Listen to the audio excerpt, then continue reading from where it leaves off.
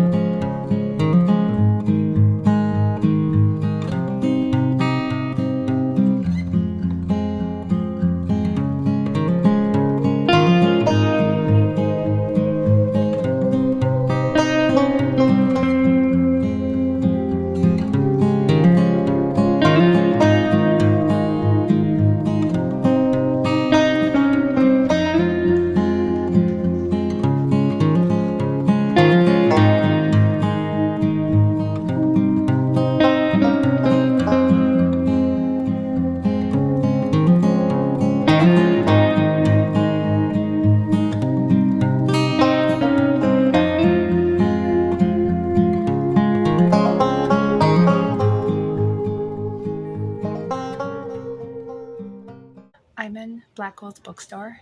It's huge. It's 3 floors. It's huge. I'm going to be looking for a specific book to read on vacation, but I did end up finding one book that I came here specifically to Scotland for. Was this edition of The Princess Bride, and I did find it. If I'm out of breath, it's all upstairs. But I did find The Princess Bride by William Goldman. I do not have this edition, and it's only $9.99. Technically that's in pounds, but I'll take it compared to other prices. So we are getting this for sure. Not sure if I'm going to read it here, but we're going to find a book to read actually while I'm here to do a reading vlog.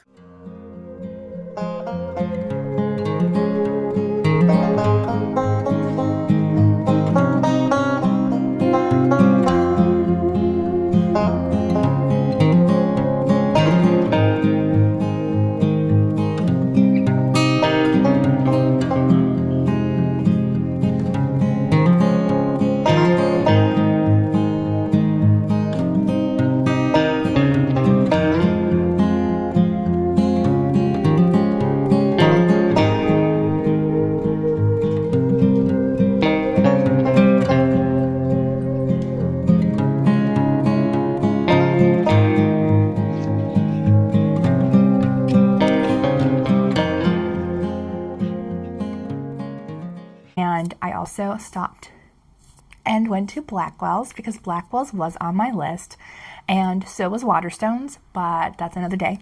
But I did stop at Blackwell's, and I had one book I needed because that was one of the reasons I came here, and the other one was just to have a nice book for a reading vlog. So I did end up purchasing 2 books that day. Most likely there will be more coming. But I had to get a copy of The Princess Bride because if you don't know, my favorite book, I needed this, 100%. I actually tried to order this online, and now I actually think I can. But when I was back in the States, I could not. So this is the copy I have been wanting. It was only $9.99, which is roughly around $13 US, something like that, between 13 and 15. So not bad. So I had to grab The Princess Bride. 100%. And honestly, I think that's actually cheaper than even in the States. Like, I would say this probably would go for like $17.99 or something. So I think it was actually probably cheaper than in the US. So I had to grab The Princess Bride. This is the brand new edition that came out, I think, just this year. I'm going to check to see when it was out. We'll find out if it says. Yes, it is. Published 2026. So new edition. I had to grab it. And it was funny. He said, the guy helped me out trying to find it. And he said, is it a green? Is it a movie cover? And I was like, no, the movie cover has like been out like forever. And he said it's green, and then he showed me it. I was like, nope, that's the one that I need. So it's not the movie cover. I'm like, that's not the movie cover. I know, I have it, but got this. And if you can hear a dog or noises outside, it's because the window is opened and it's nice to get fresh air. So the other book that I ended up getting while I was there is actually Theo of Golden by Alan Levi. And this book has been around BookTube, BookTok, ever since this book has been pretty much out. I think this is a brand new book. I'm not sure. But I have heard wonderful things about this book from some of my Christian BookTube friends. So to know that they also love this book gives me high hopes. So Blackwell's 100%. If you end up coming to the UK, I highly recommend Blackwell's. I did end up going to Waterstones, and I did purchase something from there, not a book, but I will say Waterstones, especially in Edinburgh, is very crowded, just as a heads up. So very, very crowded because it is right across from the castle, and everybody wants a view. Everybody wants that, quintessential photo of the castle from Waterstones. But it was just too crowded for me. I didn't really enjoy the atmosphere. I tend to feel more, not necessarily claustrophobic, but I prefer a bookstore that's not wall-to-wall people. It wasn't quite that way, but it was a little bit. I did film a tiny bit in there and did enjoy some parts of it.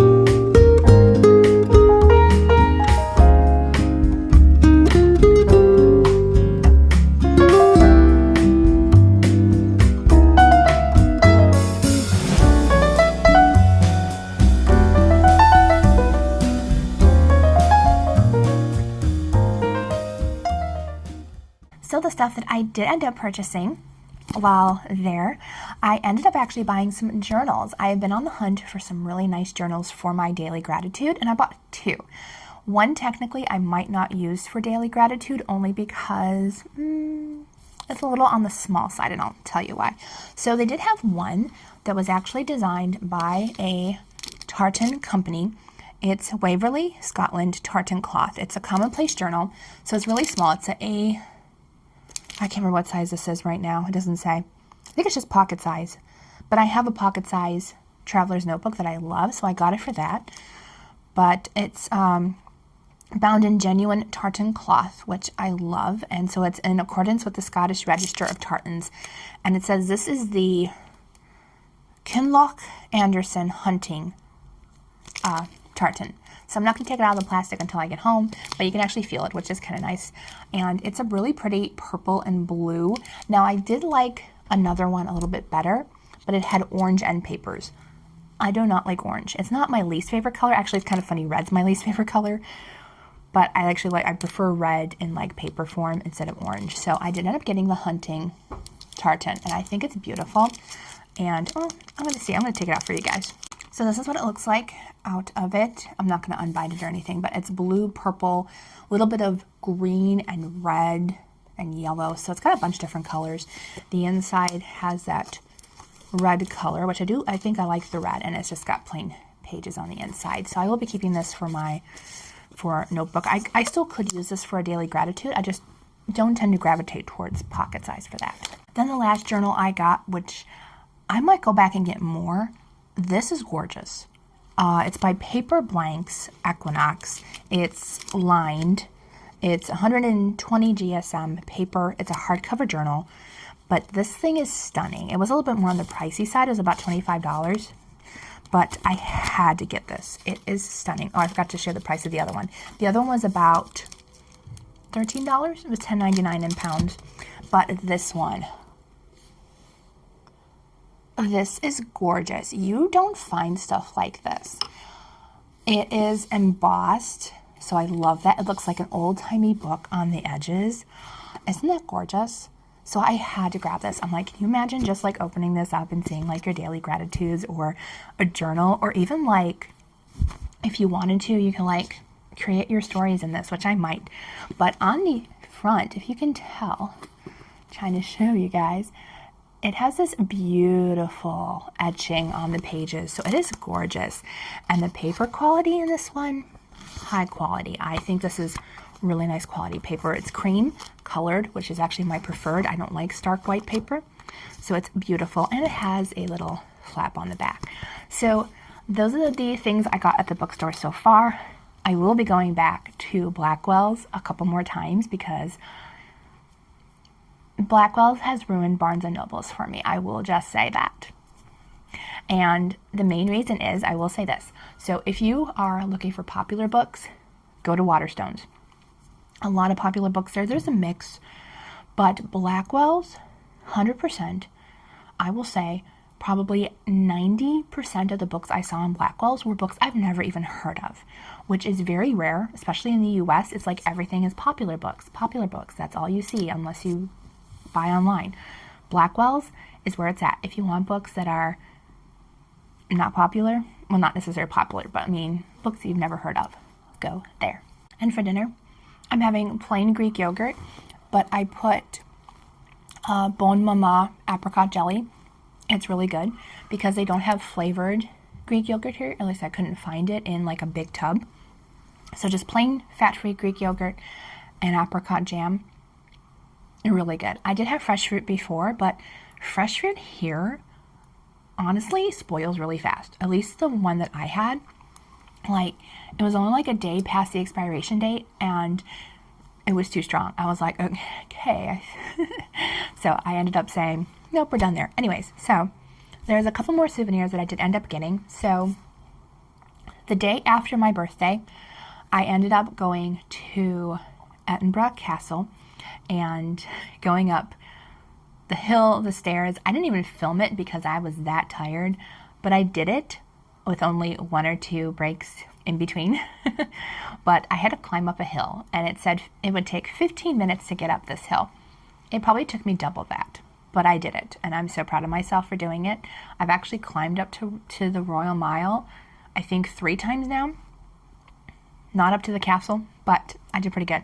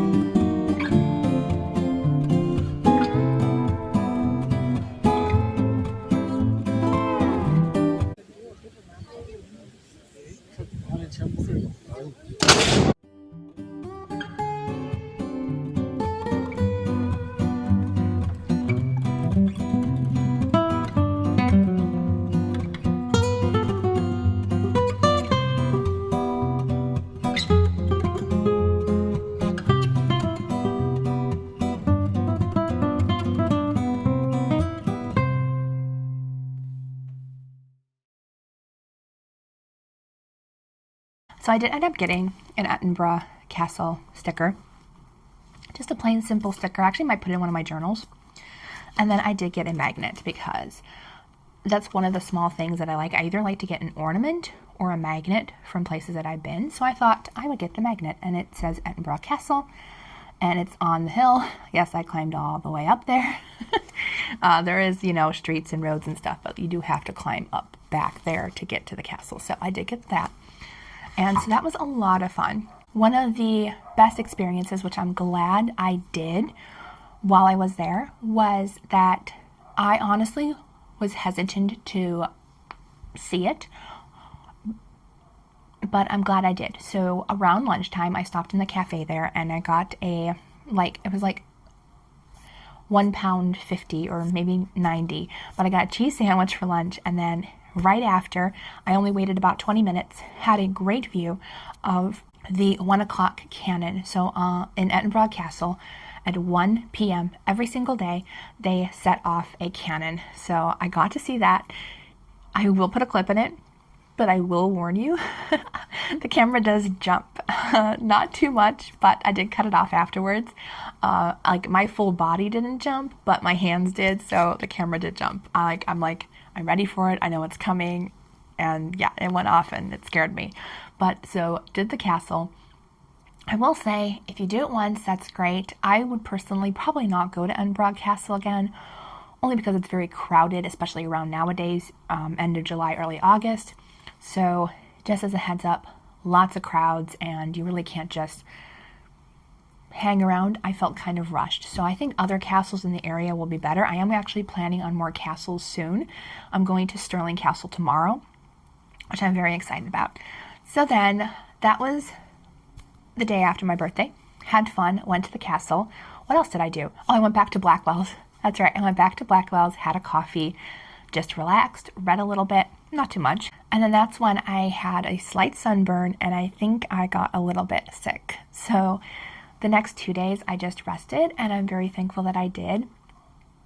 I didn't plan a lot because I know I'm here for like a full 5 weeks.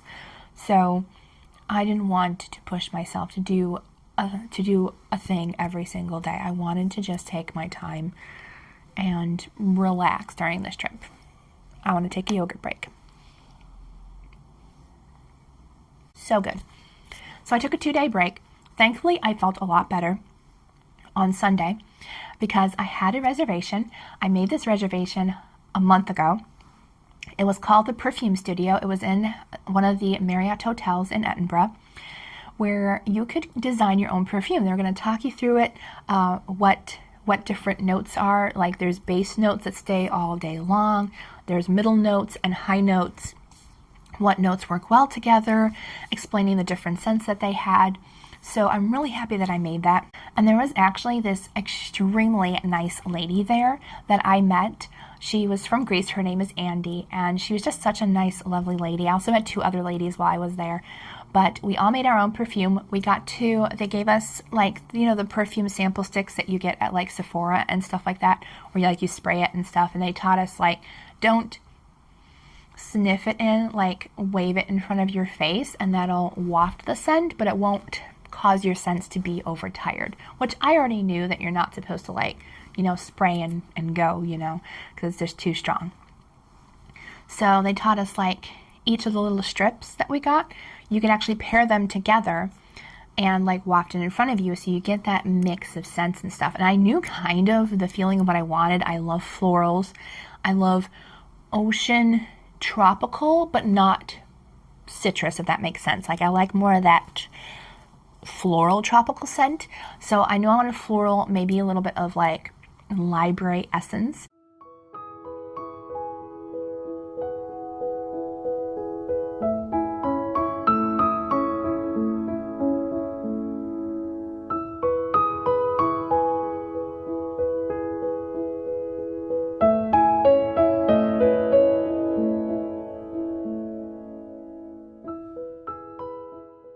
So I did make mine, and I was the only one that got the diamond experience. I spoiled myself with this. I was like, if I'm going to go all the way. So I don't think this was the biggest bottle, but I did get the second biggest bottle. So I got the eau de parfum, which everybody did, of course, and it is which I forgot to mark on the box, but it's 30 milliliters, which is a little less than 3 ounces.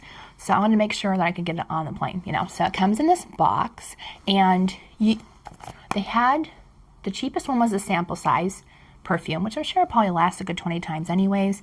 Next up, you get like an atomizer, I think that's what they're called, like a small travel one, and then I got like the real perfume bottle. And you were allowed to pick your color bottle.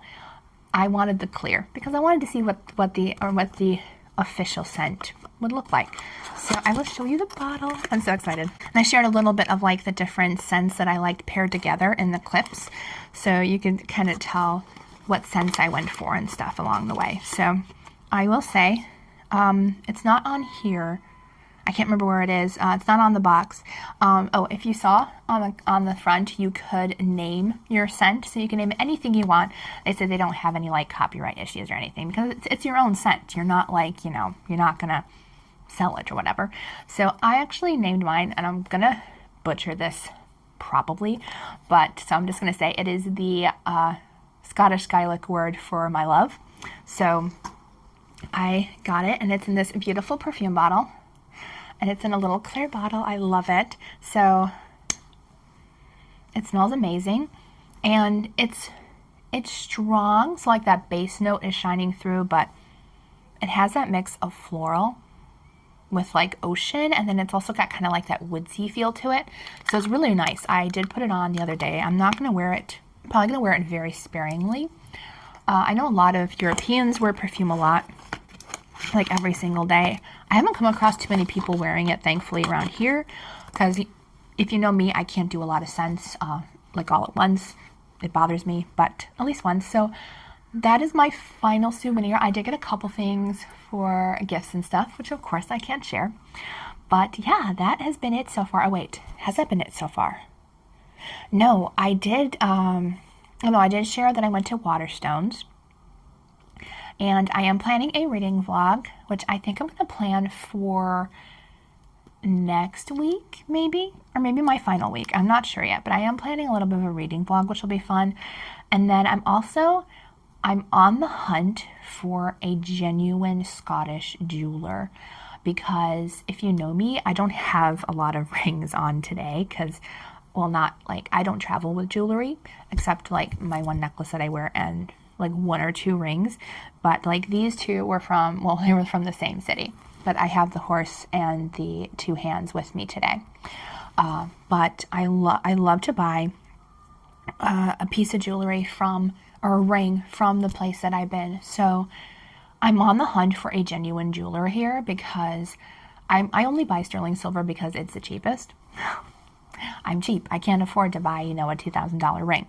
So like my budget would be like $150, like max, because honestly, I've spent a couple days where I haven't eaten a whole lot or super expensive, so I could put that towards a piece of jewelry if I want.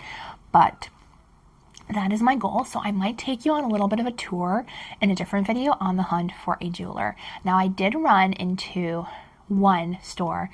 I think it is on the Royal Mile in Edinburgh, and they were very, very nice, and I loved the place. So I might go back there. I wanted something that looked more Celtic or more like maybe like the flower thistle, because the thistle is like their national flower.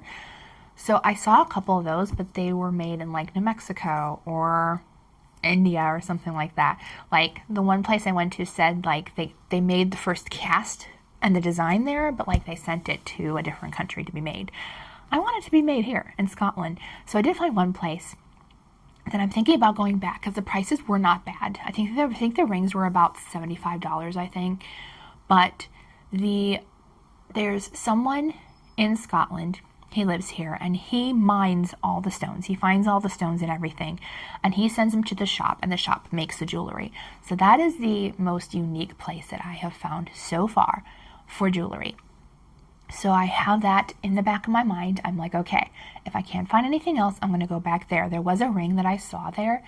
If it's still there, I might get it. I can't remember what the stone is, though, there. All I remember is it's very milky white with like a green sort of swirl in it, and it was kind of funny. I was like looking at it, I'm like, that green swirl literally looks like a girl in like a green dress with her hair like blowing in the wind. And I think the sales lady just went along with me, or maybe they saw it too, I don't know. But I'm thinking about going back and getting that ring. There was also a lot of other rings, but theirs are adjustable, which is good in a way. You know, in case you're having a hot day, you could still wear it. But I also appreciate the way they make them though, because the adjustable part is actually underneath the stone. It's not in the front here. It's not showing up, so it won't get caught on anything super easy. That's my fear. I will get jewelry caught on anything if it's open, because I used to have a ring and I lost it because it got caught on something. You know, it wasn't super expensive or anything, but I don't go that route anymore. I prefer just to have a ring that I know is going to fit me, and I could always get it resized, you know, when I lose weight. But anyways, so that has been my week so far. Lots of fun. That is not everything, actually. Yesterday, it was my official first week in Scotland, was yesterday. And yesterday, I went to the Signet Library. It's right on the Royal Mile in this beautiful little, what would you call it? I guess a square. Yeah, town square or city square. And I was like, is this it? And I was like, yes, apparently it's that beautiful, gorgeous building right in front of me. So I walked over there, and it is the most amazing afternoon tea. I'm so glad I felt good enough to do it. And it was breathtaking. It's in a library. A library, people. You don't know how wonderful that was to me, to go into that library and enjoy myself to the fullest. And I just had such an amazing time. The service was amazing. I got seated in this little alcove area, and a lot of the books, you could just smell the history. You know that scent. But so many of the books were from 1700s. I think I was probably in one of the oldest sections in that library, but I saw books from the 1700s. I think I saw a couple from the 1500s. So they were old books.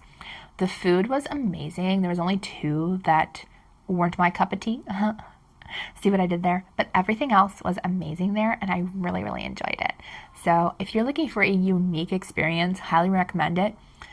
I would say as like a spoil yourself moment, because it was about $100, but it was a birthday present. You know, I don't go out of my way and do expensive things all the time. You know, like this trip, I saved a ton on this trip. So I'm allowed to do a little bit of spoiling for myself, but that was such a wonderful experience. And yes, the servers were all wonderful. You really didn't have like one server. They were just like, they all kind of just came together and worked all the tables, which I thought was pretty cool too, which was nice. So I had a great time there. And then after that, I went a little bit of window shopping, and that's when I went to Waterstones, was on the day I went to afternoon teas.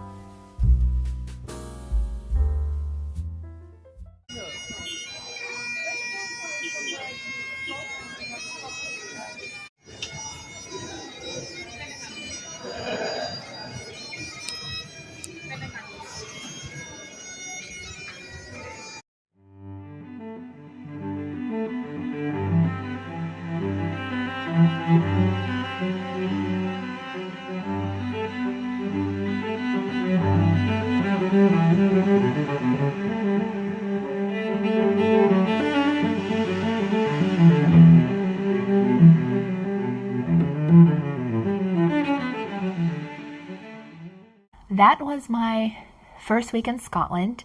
I had to kind of splice everything together. So yeah, I've only been to Edinburgh, as I said, the first week, but I am going to be branching out next week and going to a few other cities. So I'm very excited to take you along with me.